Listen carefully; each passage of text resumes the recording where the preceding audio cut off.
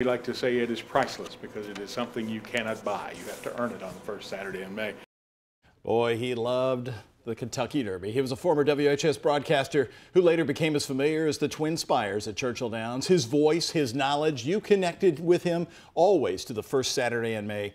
John Asher dies unexpectedly today at the age of 62, and we are remembering him tonight. Good evening, everyone. I'm Doug Proffitt. And I'm Rachel Platt. From the head of Churchill Downs to the mayor to congressman to media to anyone who knew John Asher, the loss is devastating. He loved horse racing, his beloved Western Kentucky University, his home state, Kentucky, and above all else, he loved his family. Our Heather Fontaine has been talking with those who knew him so well.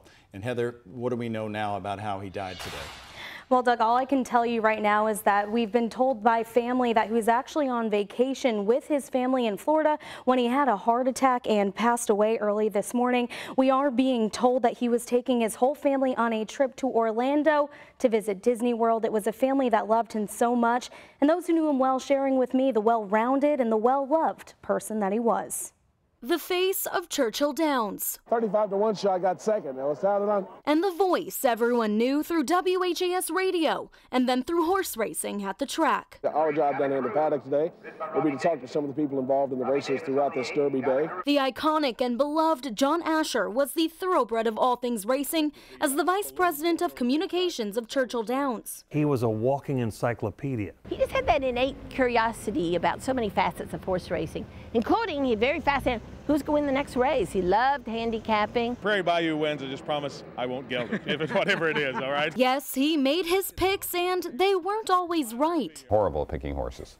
Absolutely horrible at picking horses. And he would admit it. I think there was at one point he had incorrectly picked the winners of 13 straight Kentucky Derbies. But he was the type of person who could laugh at himself. If there was a more positive person on this planet, I don't know who they are.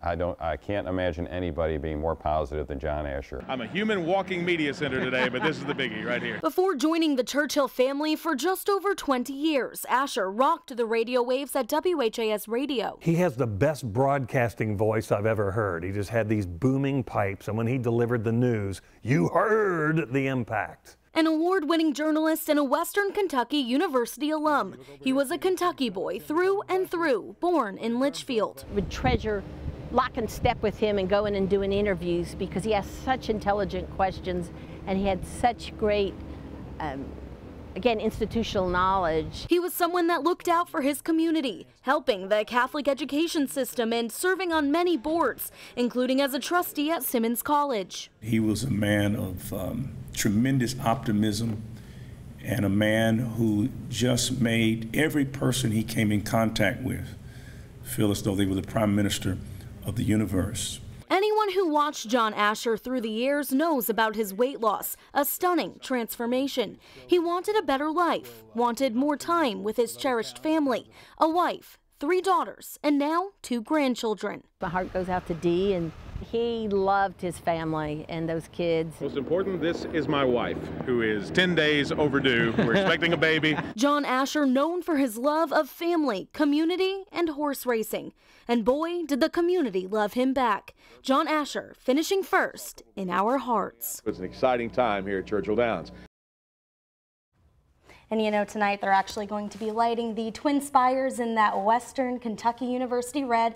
An appropriate honor, I'd say, and a tribute after the life that he really dedicated to that racetrack. You know, we've been watching social media all day long, and I think what we've been struck by is just the diversity of the people who have commented on how much he touched their lives. Especially on social media, from the mayor to Congressman Yarmouth to jockeys. He touched so many people, especially us in the media, I would say too. Well, I tell you, today I went to the post office, the supermarket, walked downtown on Main Street. People wanted to talk about John Asher. And they were just so struck by him. They liked him. He came across as such a nice man.